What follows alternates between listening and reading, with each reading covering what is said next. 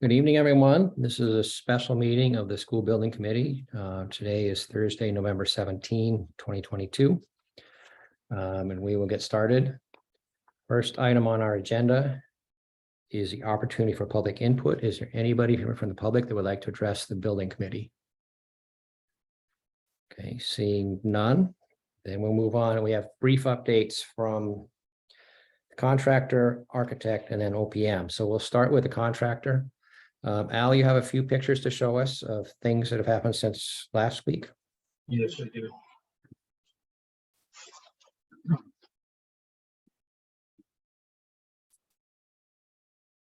Okay, can everyone see the? Yes, we can. Okay, so the first couple are just landscape photos. They've been going through finishing up their plantings, doing the mulching. This shot it actually shows the picket rail across the patio on the pre-K. Okay, handrails for the stairs, and they're doing this paper patio. They should finish that tomorrow. That the maintenance strip is in. So we're beginning to finish things around the building. This is the main entry. Again, they got the mulch in, the maintenance strip in.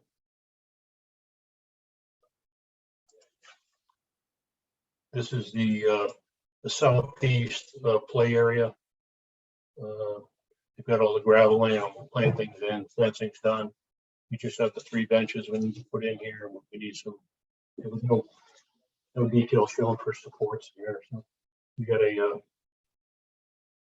a drawing that shows new supports for these benches. So we're going to start that next week. That's just a picture for Chris on the rain garden. Where the With the water. it's holding a lot.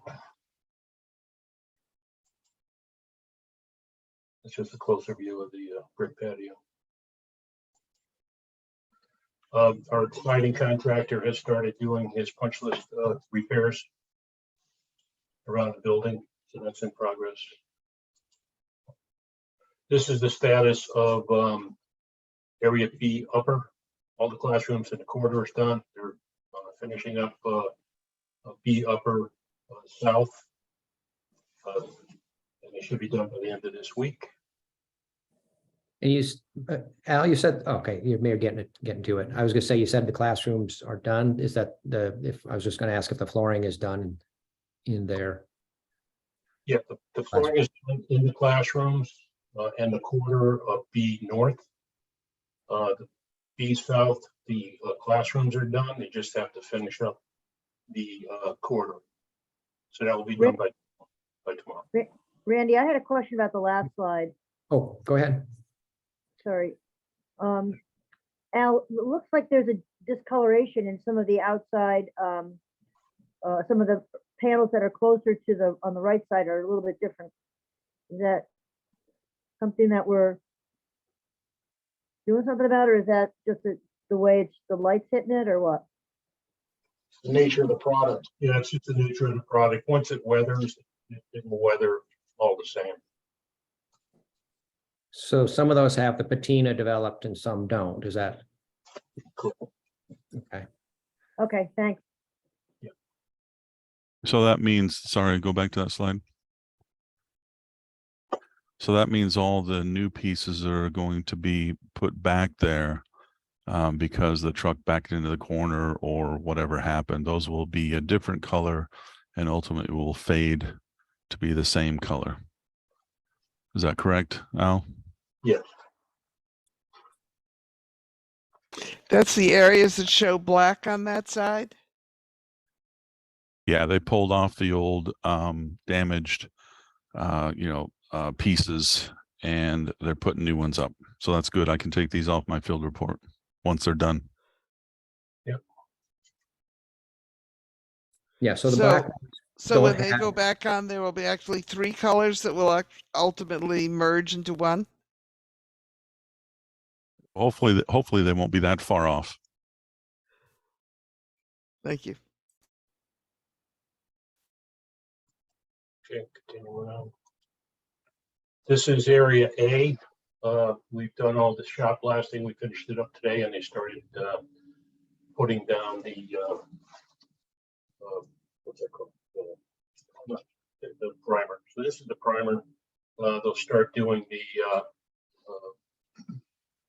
blotter coat tomorrow, finish up on Saturday. So we should have flooring down here starting like next Tuesday. Al, on that one, the little marks you see, the cross hatchings, call it not cross hatching, but lines that we see on that, is that something that's done while it's being poured, or is that something cut later? We talked about this before, but it was never clear to me what was going on with that. Yeah, these are just expansion cuts in the concrete. These will get prepped by the flooring contractor. And how deep are they?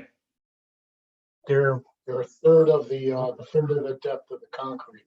usually it's a third of the depth of the concrete. If it's 6 inches, it'd be 2-inch cut. And the stuff that you say they prep it, do they fill it with some more malleable material that is sort of almost a putty? What are they filling it with? Fill it with a cementitious material. But they're invisible from the floor when the floor is done. Yeah. I mean, and invisible even in terms of shadow and depth All and so forth. that reflect through the floor. The blotter coat is done first. Oh, yeah. Oh, yeah. The flooring contractor comes in and you'll see the reflection from the blotter coat. If we had some pictures, you would see it. And they come in and they flash those joints as part of the patching spec. And then they put the forbo down. Okay. Thanks. Window sills started going in this week. They're just about done. This is the gym floor.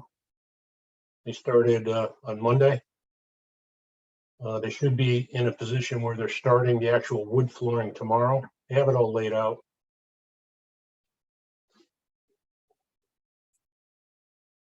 What is that that we're seeing on the floor right now? Sleepers. Those are the sleepers that support the wood floor. Tony, it's a sort of floating cushioned athletic floor system made of wood. So there's the initial layer that have these sort of pads to give some spring to the floor when you're playing basketball and things. Thank you. That's what they call a sprung floor. More or less. Okay. Thank you. That's all I had for pictures tonight. Okay, so in terms of getting to a point where we can do punch list on, at least on the lower B portion, that should be coming up before too long, right? Because you said the flooring is in lower B? Yeah, the flooring is in. We're doing, we're having Jeff look at the baseboard, the vinyl base mock-up. Once that's approved, then we'll do the mock-up. We'll do the vinyl base in the starting in lower B. The Impro mock-up may be done too. So Al and Steve, I'll be there tomorrow morning, probably at 6-ish 30. So just make sure that the base is tight and around the cubbies. What have you done around the cubbies? Make sure that's all clean and tight. And then I'm going to be looking at the threshold at the door. So I'm just going to give you a heads up. Okay. We may have the Impro mock-up done in that alcove in lower B. We focused on getting that completed today too. But I can't tell you that it's done. I haven't had my eyes on it. Okay, So- because one of the things I'll be looking at is that with that leveling compound, you keep referring to it as a blotter coat. We've increased the thickness slightly, which means that the cubbies, the wall base there will have to be cut. So I want to check that out and see how you propose to do that. Yeah, there was some discussion about that in the trade. Okay, are there questions from the committee for Al or Steve, who's there as well? Randy, I have a question. Oh, go ahead. Yeah, sometimes I can't see everybody, so speak up if I don't acknowledge you. Sure. I wonder, how'd we do with the trench drain and the water coming in during that heavy rainstorm on the gym? Was it successful in diverting it? Yeah, there were no issues. We did some additional sandbagging. We put some tarps over the door. But we didn't need water to get into that gym at the stage we were getting the floor done. Nothing leaked in. That's great to hear. Do we have the trench drain in yet, or is that still something we're looking for? PCO that's been submitted for town's approval. Okay, Uh, thank you. The PCO is approved. But Did it get approved? Did I yes, just- Oh. Okay. Quick. okay, any other questions for Al or Steve? Chris? Al, you've, this is good, this is good, this is good. Where are you having any glitches right now? Any glitches? Oh, it's finishing any project, you know, you don't know what you don't know until you get there. So. Exactly, and there's a lot more I don't know than you guys know. So what kind of things are we, what kind of things look like they may be an issue or are right now? It's nothing that's insurmountable, as we identify them, you know. Are we going to hear about the tile people, the brick facing people from you, Jeff, or is that? I can just go in to save time for everybody. I can cross over with this if it's helpful. We did have a meeting at the site with the Old Castle crew, which was the, I guess, manufacturer of the CMU block, and Tri-State, the supplier, and Dexter as well with Newfield. And I believe the procedure is they're working up a solution. They're going to do a mock-up, a test on the lower 4 feet of this gym wall, because the wall pads in the gym will cover that if we need to cover it and it doesn't match. And we're gonna hold on to the darker CMU that's there and try to match that with the stain. So I've not heard anything back from Newfield or any of the other people involved. So I'm hoping that's going to be done quickly. The product is expected to be here tomorrow, where we'll be able to mess with a mock-up. That's the stain, Steve? Yeah, the stain, the sample stain product. It's actually a steel. Whatever it may be, supposed to be here tomorrow. We've got coming here tomorrow to do some finish work, and we're hoping to get that sample done tomorrow or Saturday. So the wall does not need to be ground at No, all before the stain is applied? you can't, this block has already been cured out to a point. If you try to grind it, you're gonna chip it all to holy hell. Uh-huh. Yeah, so I think for the sake of the project, it might be in everybody's best interest just to, we'll match it. We'll see if it's a shiny glaze satin, whatever we need to match the existing darker approved block, and then we'll just do it and be done with it. So as soon as we get that action going, I can approve it and we can be done with it. So I suggest, as Steve's saying, that we get these guys here ASAP. And if I have to come in next week, let me know. You're on vacay next week. I can make myself available if I have to.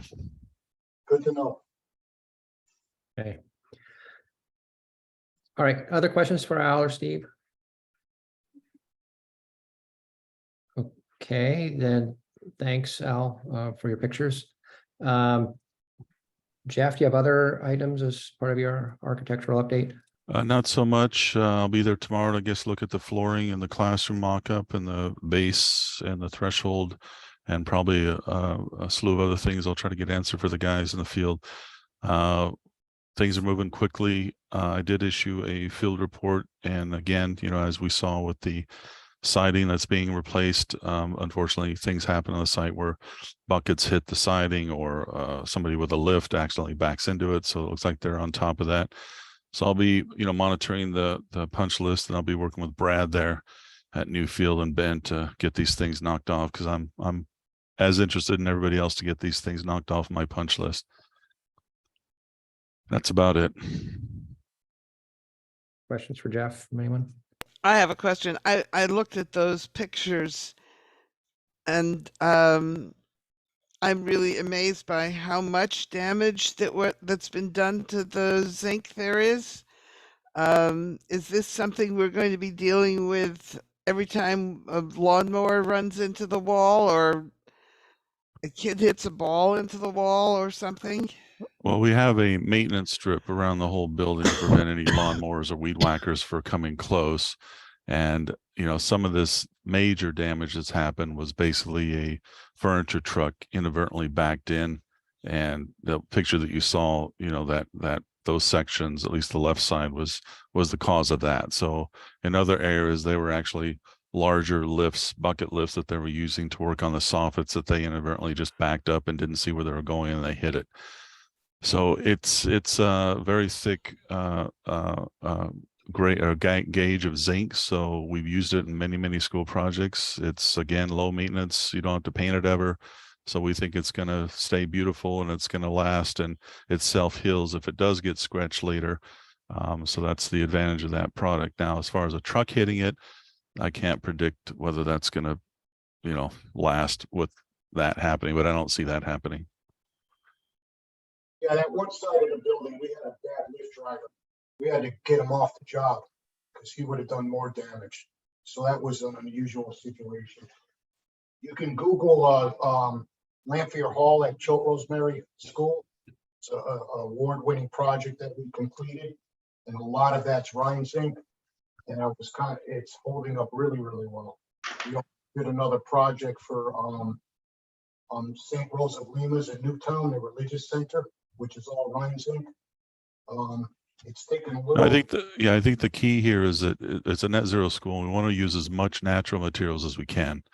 So we preferred not to do anything that was coated or painted or that would require any maintenance. You know, so we have this material palette that early on was aligned with our mission for the whole net zero project and using natural materials. Jeff, I have a question. I'm wondering, you know, you had 63 pages of continued things that you're finding and some others from the past that have yet to be rectified. Of those, what concerns you the most? You know, some are, you know, of course, of doing business stuff, and others are a little more involved. Well, as an architect, I'm concerned with every detail, every square inch of the project. So I'm going to be making sure that, you know, all this gets done. For me, things like, you know, that playground piece with the incline of that stair thing that's sort of rotated and off its base. I just want to make sure that that thing is shimmed and straight because it's putting some pressure on the landing there. I can see it bending. So things like that, aside from, you know, the wood ceiling, you know, we show light fixtures a certain way and they're actually repairing those. They're fixing those. I made a note of it because I saw some sections in the mezzanine main level, the B wing, that wasn't quite done. We're going to deal with the staining of the masonry, so that'll be taken care of. Things like flashing, you know, obviously I'm very concerned. I'll be paying attention to those things. I don't want this thing to leak, this building to leak later. So I don't think it will because everything's sealed tightly. We got 3 beads of caulk. I just want to make sure that it's fine tuned and well crafted because I think it's in everybody's interest. And I'm sure Newfield wouldn't argue with me that that's a sign of respect in the trades in the field, and the craft has to be done well done because it has to do a lot with the reputation of our firms, and the quality control is a part of that. So, you know, everything I'm concerned about, there's some that I hold higher than others, but we're going to get them all taken care of. The playground equipment piece was a bit disturbing to me because you had already cited that the footings were not the items were not centered onto the footings or adhered to in the right way, and then they were covered up. So what they've done is when I brought that up to them, they uncovered it, and then they called the playground manufacturer right away, and they got them there, and they got them to sign off and approve recently the addition of 1 or 2 bolts to make sure that that is stable enough, and they approved it. So as long as we get that approval from them that it's okay for as far as the fix, then there's, that's what we have to proceed with and do. But that, I just want to make sure that climber is dealt with. And what they'll have to do is unloosen that, rotate it, get a shim in there. If they have to re-anchor that, they need to do that because that's not at the proper angle for the clids climbing on it. Plus it's putting undue stress on that landing. So that's got to definitely get fixed. Things like the felt there, it's the felt that was arrived on the site between the wood slats. It's a third less thinner. We got that submittal early on and I rejected it. And they sent me this new one, which is 3 times as thick. That was approved, but what was delivered on the site was the thinner. So I'm asking them to reinforce that, check the NRC rating, and then give us a credit if it's acceptable as far as the sound control. So they're proceeding. I'm just waiting for responses for these. Okay, other questions for Jeff? Okay, thanks, Jeff. Thank Then OPM, Scott, I guess it's up to you. Okay, you got me tonight. Thank you, Randy. Scott Pellman from Colliers. Yeah, I'll be brief. Some of the major things the team is watching over. There's been an issue. I think Jeff just issued a sketch today on the canopy power penetration. It's been impacting a little bit of finishing up the siding as well as completing the IDF room. So hopefully that now is at a point where that can move forward. As you heard from Al, the flooring work continues. So, we're going to be monitoring that as far as the floor prep. The generator has arrived at BB's office. I was just speaking with our field rep, Joe, prior to this meeting. Unfortunately, they poured a sidewalk portion of the concrete today. And so they're going to need to procure a crane to get the generator craned over onto the pad. I understand that Ferguson's crane operator, which they were planning on using, is not available next week. And Joe is working with Newfield and Al and his team to try and come to a solution to get the generator set as soon as possible.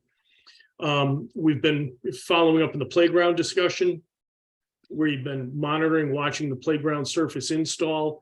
Understand material delivery is imminent. However, as you're all aware, the installation of the playground is very weather dependent. Oh, and I see Adam has joined us. Well, I'm not going to stop now. So it really needs to be 40 degrees and rising for that installation. Hopefully we'll see, within the next few weeks, maybe Mother Nature will be kind and we'll get a little bit of a warm spell where the contractor can be prepared to get those surfaces in. So that's going to be something we're watching very closely. Understand again from speaking with Joe that they were working on the new curb cut and the paving out by the front of the building, coordinating with DOT. I believe DOT is going to be out tomorrow for an inspection of that area. They're continuing, we're monitoring asphalt cleanup and some of the continuing paving. So again, the DOT sign off, that'll be a critical thing that we're coordinating and watching. Anticipating starting punch list work by the end of the month on the interior of the building. The HVAC systems, the startup and commissioning is ongoing. The good news is right now that the building is maintaining heat. So, as far as an out of the box initial startup, that is good news. The building's able to maintain heat and that process is going to continue. Any questions? Chris and then Steve. Go ahead, Steve. Oh, thank you. As far as the playground goes, if it doesn't get warmer, do we have a plan B? Like, can we put chips down to get us through the winter and then put the rubberized surface down, or are we just hoping for a break in the weather? I don't think we've resolved to a plan B yet. I think that, there is a concern if you put wood chips down that this material goes over a compacted sub base that's at different levels to provide enough cushion for the different fall zones and different heights of falling.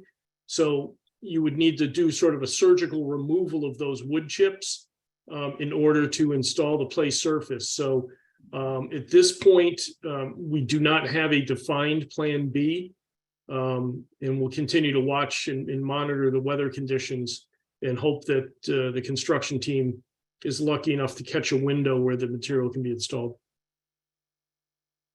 And then as far as the paving goes, I was looking through the report that mentioned a number of areas that needed to be addressed. Is that par for the course, or were there additional issues than we would typically see? How does that rate versus other projects? We normally do see some issues. I mean, it's hard to look at a percentage basis of whether this is more or less. I mean, the important factor is they've been identified and they are being addressed and corrected to make sure that you have a good sound base for your paving. It won't be all chopped up and patchworky, though. It'll be continuous, or? No, I mean, Al, you may want to talk, but I mean, you know, when they doing the base in the top, rolling it in, you shouldn't, it's not like you're going to see a saw cut joint. Okay. I'm curious, may I go, Randy? Yeah, go ahead, Chris. Scott, you mentioned about heating the place. Now, what further tests do we have? I know we've been doing smoke tests and so forth along the way. Are there any infrared kinds of tests that happen or anything like that to see if we are still getting any leaks anywhere, or any new leaks we didn't think of, places we hadn't tested before, perhaps along the windows, in the hallways and so on? There's no infrared testing specified that I'm aware of. I do believe, and Adam, correct me if I'm wrong, we're getting ready for the blower door test. Correct. We're prepping for that final test as far as building envelope goes. Yeah, so in terms of remaining tests, yes, blower door will be forthcoming. There's still some cleanup work. Basically, your envelope has to be tight for that. So some of the work at the parapets and roofing over at the gym, that needs to be finalized. Any issues that have been noted so far with the fenestrations, the curtain wall, et cetera, should be fixed. So for example, you know, there's remedial work at the curtain wall from the one test that had some issues a while back. All that needs to be buttoned up. In terms of additional testing, we do plan to come forward with another curtain wall test to document that whatever was resolved for the curtain wall was fixed. Plus, there is another fog test that's still outstanding for the gym. So that hasn't yet been confirmed. So at this point, those are the remaining tests. If there's additional things that I want to get flagged or anything of that nature, we can do that. But that's what's outstanding so far. Are infrared tests ever, either of you guys ever seen them done? Yes, Yeah, we actually do have that capability in the office. We do have some infrared scanning equipment.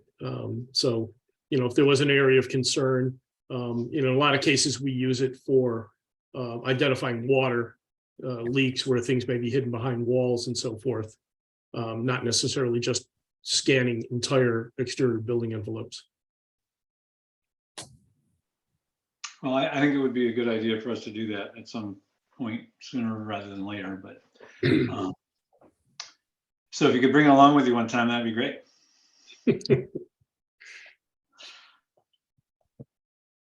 Okay, Scott, does that conclude your report?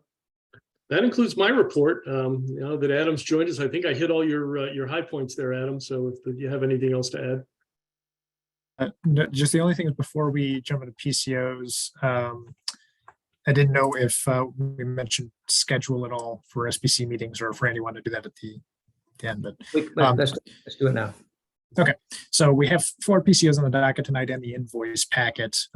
These are good to get moving. Some older invoices as well as some time-sensitive PCOs to get authorized.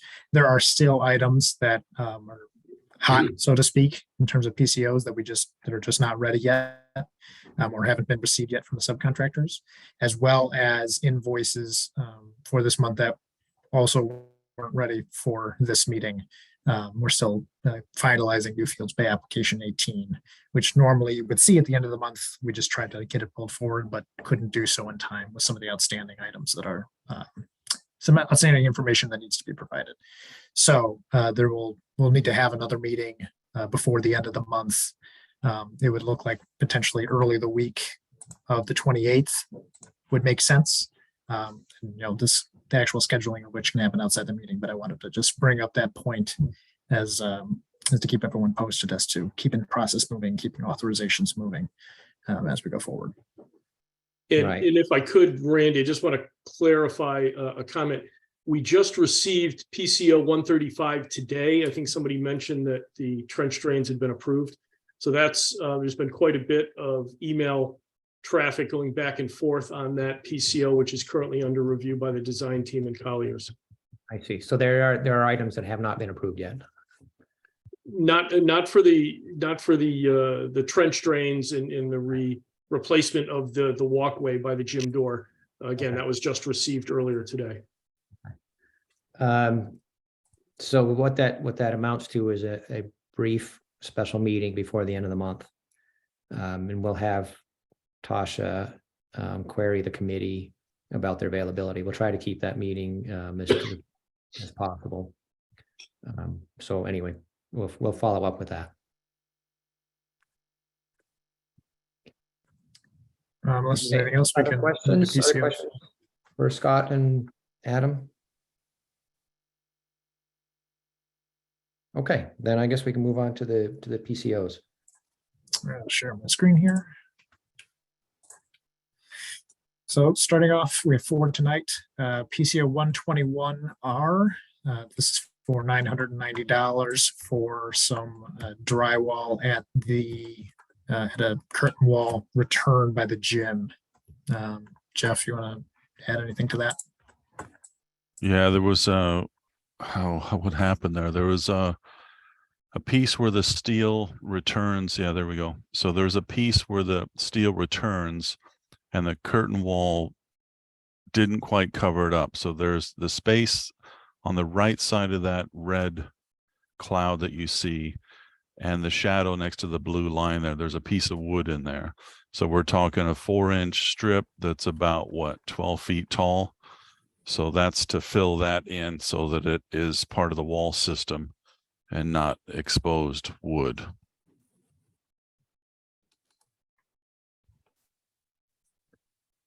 Okay. Questions on that?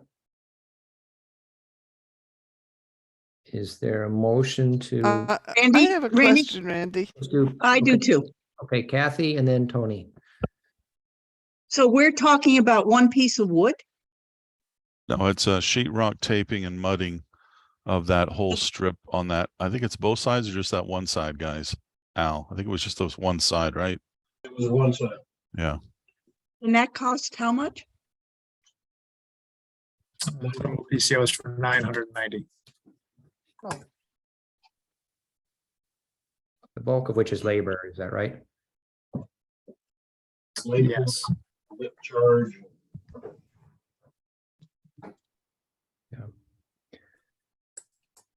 Okay, Thank I you. had a question. Tony? Yeah, Yeah, part of my concern is I've looked at a lot of these things which are on the surface, but I'm thinking, how do you fix them without going deeper into the building itself? You can just put some patch over the top of it in some way, but does that solve the real problem?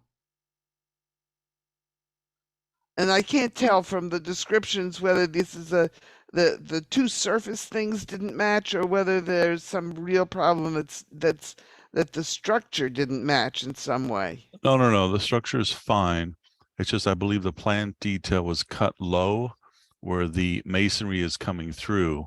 And then the cut detail on the right is what I think Al and Ray at Newfield put together to show what it would look like above that ground face block with the wood blocking.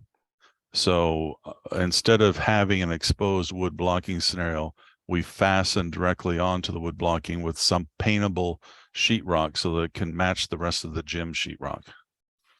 Jeff, correct me if I'm wrong. I think this would have been the condition that would have been desired in the first place, and it's not a patch job perspective. Correct. That's correct. It's not a patch job. But it didn't happen because why? It wasn't detailed on the drawings. Yeah, the section cut was taken at a point at the CMU block and not above the CMU So block. this is considered an architect's, as you call it? Okay, I Yes. see Scott nodding. Thank you. okay, but the drywall, the chipboard is supported underneath there. It's not just Correct. Okay. Steve, Yeah, Randy, I'll make a motion to approve PCO 121R dated 11/10/22 in the amount of $990.36 to add drywall to the gym curtain wall. okay, thank you, Second Steve. Is that Chris, the second? Yep. Yeah, okay, thanks. Any further discussion or questions? Then all in favor of approving PCO 121R, please give me a sign. Yes. Any Yes. opposed or abstentions? Okay, thank you. Next is PCO 130. This one is for an amount not to exceed $4,277.79. Reason being is there's a bit of a question as to what the labor will entail. So because it's something that needs to happen soon, authorize the PCO, and what they'll do is they'll track the effort. And if it doesn't take as much time as it needs to, we'll do a change order after the fact to credit off the labor that wasn't used. The scope, Jeff, you can talk to this, is there's a conflict between the door and the sunshade. Yeah, so there's a section of sunshade that I mean there's no I'll just cut to the chase. The brackets for the vertical mullion have to be offset down from the horizontal mullions for structural reasons for that curtain wall system and the sunshade to work. So that exterior elevation was shown as one piece of the drawing, and then next to it was a folded out another exterior elevation which showed the door system and the curtain wall. So when the door opens, it hits this left corner. So what we're going to do is we're going to remove, and this is in the alcove, which is not going to receive a lot of this direct sun anyway. So we're going to remove a section of this sunshade so that we can get that to open. And yes, I guess that would be in airs and emissions.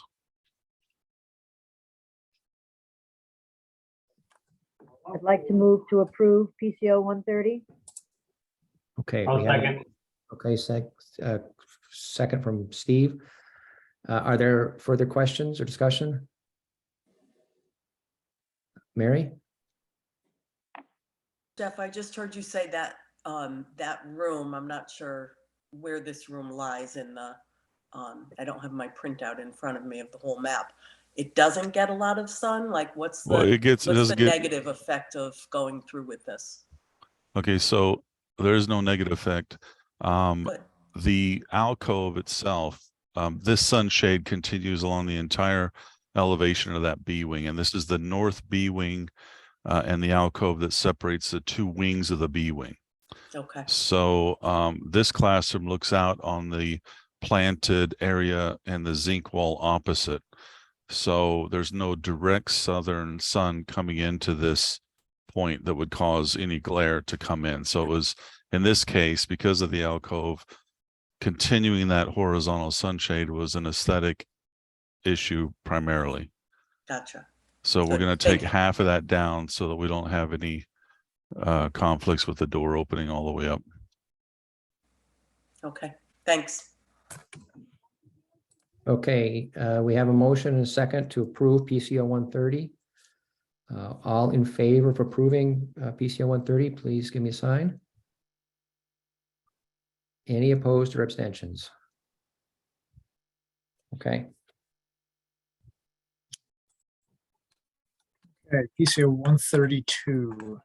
This one is for the last batch of unsuitable soils that was discovered.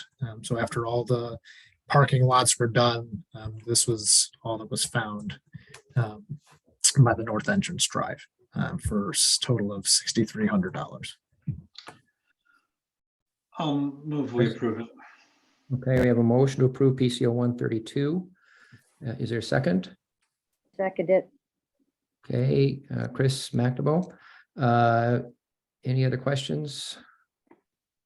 Then all in favor of approving PCO 132, please indicate. Any opposed or abstentions? Okay, Okay. Last PCO 133. This is for a change in door hardware for the balcony door. It's for $1,200. Jeff, I think this was part of the security meeting.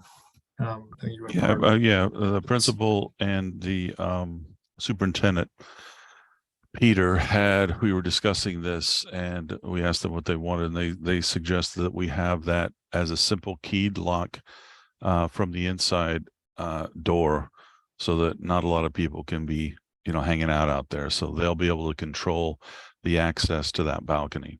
So we changed the hardware to meet that requirement.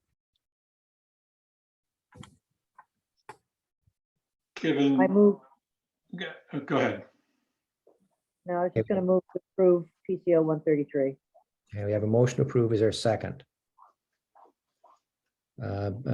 Rich, thank you. Other comments now, Chris? Yeah, Jeff, what's the outside, what does the outside become then in terms of if you walk out, you've keyed yourself out and you don't have a key when you get out there, let's say, what's the status outside? Well, that's the whole purpose of this, is that what we ended up doing was we have handles on both sides, but it's keyed from inside only. So if anybody does go out there, it's open freely until somebody inside locks it. So it will be locked most of the time until the superintendent or the principal opens it up for special uses or et cetera. So it's locked in both directions or open in both directions? Yeah, but you can only lock it from inside. Gotcha. Yep. If you're outside and the door shuts, it's still open. As long as it hasn't been locked. from the Correct. inside. Okay. Is it, one more question, I'm sorry. Is it one of these locks that will stay locked? In other words, if you are holding the door open and you lock you whatever it's called, engage the lock, will the door be able to shut or not? Is it a bolt system or is it? I believe it's a bolt system. We can scroll down and look at let's see what's the breakdown show here. My whole thing. Yeah, there it is. just- It's a bolt. okay. It's a bolted system. Yeah. Great, thank you. That's all, I'm good. Okay. Then if there are no other questions, all in favor of approving PCO 133, please indicate. Any opposed or abstentions? Okay, so that's all the PCOs. And we have an invoice packet. Yes, this is a bit of a lighter invoice packet because we don't have the new fields included here. We'll have that at the end of the month. So it's for some of the IT equipment that arrived from Atlantic, and then the fiber pole by ChimeNet that was completed. One of the envelope tests that was performed last month by our BVH, the envelope consultant, the testing consultant, our standard materials and field testing by IMTL, and then the ongoing movers for storage for the one trailer from WB Meyer. Okay, questions? Then is there a motion to approve this invoice packet? Mary? Yes, I would make a motion to approve the invoice packet for today dated November 17th, 2022, including invoices from Atlantic, BVH, ChimeNet, IMTL, and WB Meyer in the amount of $48,571.14. Okay, thank you. Is there a second? Rich again. Any questions, comments? Then all in favor of approving this invoice packet, please indicate. Any opposed or abstentions? Okay. Well, then that brings us to adjournment. Is there a motion to adjourn? I'll move we adjourn. Second. Steve, and then with that, you can signal your approval by logging off. So we'll see you next time. Watch for a questionnaire from Tasha about a short special meeting. Okay. Have a happy Thank you, Randy. Thanksgiving all. Happy Thanksgiving. For Thanksgiving.